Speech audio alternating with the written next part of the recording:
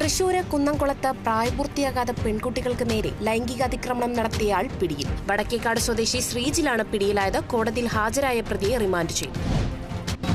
തൃശൂർ മണലൂരിൽ കുറുന്തോട്ടി കൃഷി ആരംഭിച്ചു. പഞ്ചായത്ത് പ്രസിഡന്റ് രാകേഷ് കണിയാപ്പറമ്പിൽ ഉദ്ഘാടനം നിർവഹിച്ചു. 1/2 ഏക്കർ സ്ഥലത്താണ് കൃഷി ആരംഭിച്ചിട്ടുള്ളത്. 24,000 തൈകളാണ് കൃഷിക്കായി എത്തിയത്.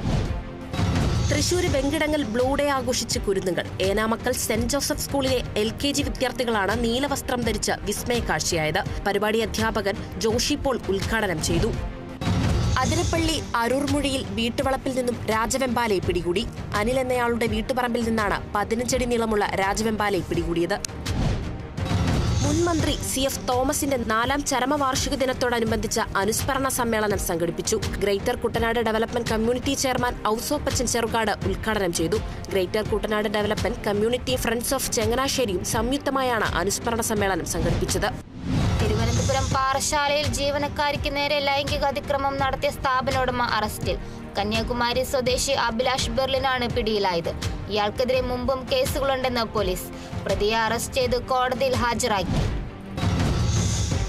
ആലപ്പുഴ അരൂക്കുറ്റിയിൽ വാഹനാപകടത്തിൽ യുവാവ് മരിച്ചു. വടുതലയിൽ കമ്പ്യൂട്ടർ സർവീസ് സെന്റർ നടത്തുന്ന റിൻഷാദാണ് മരിച്ചത്. ജോലി കഴിഞ്ഞ് വീട്ടിലേക്ക് മടങ്ങുന്നതിനിടെ എതിരെ വന്ന ഇന്നോവ റിൻഷാദിന്റെ ബൈക്കിലിടിച്ചാണ് അപകടം. കോഴിക്കോട് ചെറുവണ്ണൂരിലെ ജ്വല്ലറിയിൽ നിന്ന് സ്വർണം കവർന്ന പ്രതി പിടിയിൽ. ബീഹാർ സ്വദേശി മുഹമ്മദ് മിനാറുൽ ഹക്കീനാണ് പിടിയിലായത്. കേസ് അന്വേഷണത്തിനായി രൂപീകരിച്ച പ്രത്യേക ടീം നേപ്പാൾ അതിർത്തിയിൽ നിന്നാണ് പ്രതിയെ കസ്റ്റഡിയിലെടുത്തത്. പാലക്കാട് അട്ടപ്പാടിയിൽ നിരോധിത പുകയില ഉൽപ്പന്നങ്ങളുമായി യുവാവ് പിടിയിൽ. മണ്ണാർക്കാട് സ്വദേശി മുഹമ്മദ് അലിയാണ് പിടിയിലായത്. ഇയാളിൽ നിന്ന് 3 ചാക്കുകളിലായി നിറച്ച 2280 പാക്കറ്റുകൾ ലഹരി ഉൽപ്പന്നങ്ങൾ കണ്ടെത്തി. കൊല്ലം കടക്കൽ താലൂക്ക് ആശുപത്രിയിൽ പുതുതായി നിർമ്മിച്ച മെറ്റേണിറ്റി ബ്ലോക്കിന്റെയും ലിഫ്റ്റിന്റെയും ഉദ്ഘാടനം മന്ത്രി വീണ ജോർജ് നിർവഹിച്ചു. മന്ത്രി ജെ ചിഞ്ചുറാണി അധ്യക്ഷത വഹിച്ചു. മെറ്റേണിറ്റി ബ്ലോക്കും ലിഫ്റ്റും കേരള സർക്കാരിന്റെ 100 ദിന പദ്ധതിയുടെയും ചടയമംഗലം ബ്ലോക്ക് പഞ്ചായത്ത് വാർഷിക പദ്ധതിയുടെയും ഭാഗമായി രാഷ്ട്രീയ സാമൂഹ്യ നേതാക്കൾ ചടങ്ങിൽ പങ്കെടുത്തു.